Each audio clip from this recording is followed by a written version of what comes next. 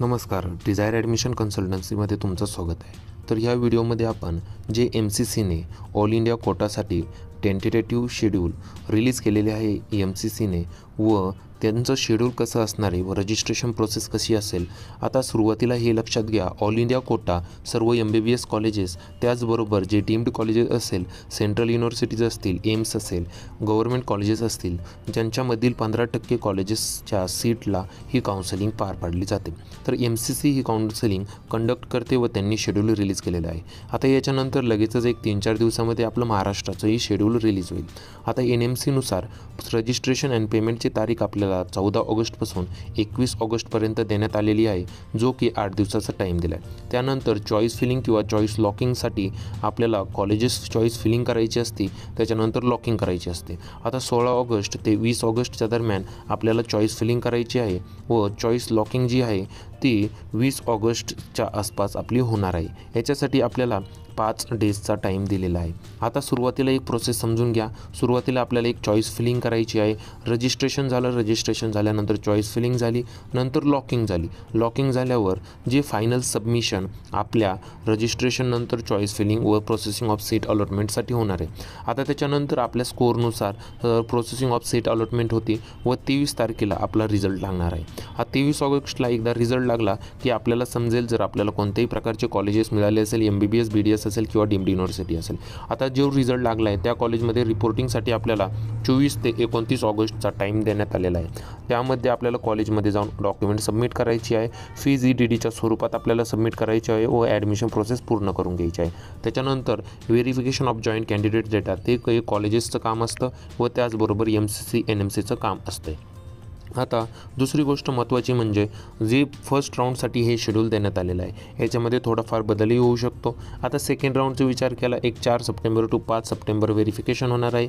त्याचं रजिस्ट्रेशनचा आपण विचार केला तर 5 सप्टेंबरपासून 10 सप्टेंबरपर्यंत म्हणजे 6 दिवसाचा टाईम आपल्याला रजिस्ट्रेशन आणि पेमेंटसाठी देण्यात आलेला आहे. तुम्ही नवीन रजिस्ट्रेशनही करू शकता. जर आधी रजिस्ट्रेशन असेल तुमचं तर परत रजिस्ट्रेशन करायची गरज नाही, तुम्ही डायरेक्टली चॉईस फिलिंग लॉकिंग करू शकता. फर्स्ट राऊंडची जशी प्रोसेस होती त्याच प्रकारे सेकंड राऊंडची प्रोसेस पण असतात. आता याच्यात फ्री एक्झिट नावाचं ऑप्शन असतं, त्याच्यानंतर बेटरमेंट्स असतात. त्यानंतर आपला रिझल्ट हा 13 तारखेला एकदा पब्लिश झाला.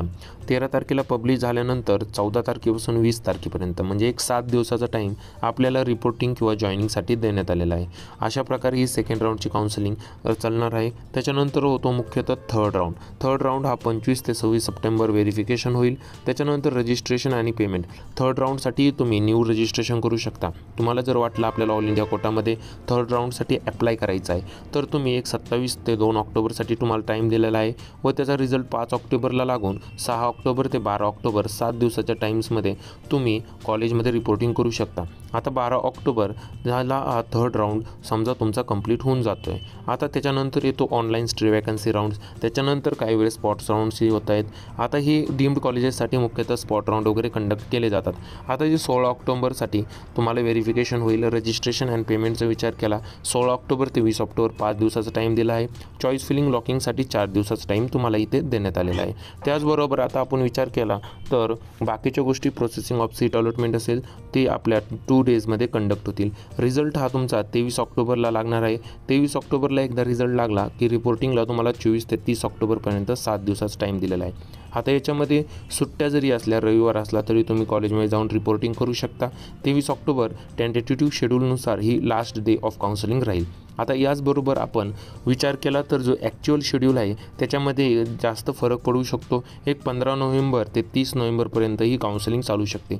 म्हणजे एक रफली आयडिया पकडा की 15 नोव्हेंबरपर्यंत तुमची all India quota plus state कोटाचंही असं शेड्यूल येतं. याच्यामध्ये जास्त डिफरन्स नसतो. समजा ऑल इंडिया कोटाचा रिझल्ट फर्स्ट राऊंडचा लागला की त्याच्यानंतर लगेच स्टेट कोटाचा फर्स्ट राऊंडचा रिझल्ट लागतो. फर्स्ट राऊंडची रिपोर्टिंग संपली ऑल इंडिया कोटाची की स्टेट कोटाची पण रिपोर्टिंग ही संपत असते. जर 15 नोव्हेंबरपर्यंत तुमचा समजा स्पॉट राऊंड असेल की अदर प्रोसेस संपून जाईल, तुम्हाला काउन्सिलिंग जॉईन करायची असेल किंवा पार्टिसिपेट करायचं असेल, काही डाऊट्स असतील तर 9730 89 89 60 या व्हॉट्सअप क्रमांकावर आम्हाला मेसेज करा. आमचे टीम मेंबर्स तुमची नक्कीच हेल्प करतील. अदर काही डाऊट्स असतील तरी तुम्ही आम्हाला मेसेज करू शकता. काउन्सिलिंग जॉईन करायची असेल तर आपली स्टेट कोटासाठी 4000 रुपये फी आहे. नक्कीच आम्हाला कॉल किंवा मेसेज करा. तर चला भेटूया दुसऱ्या व्हिडिओमध्ये. Thank you for watching our video.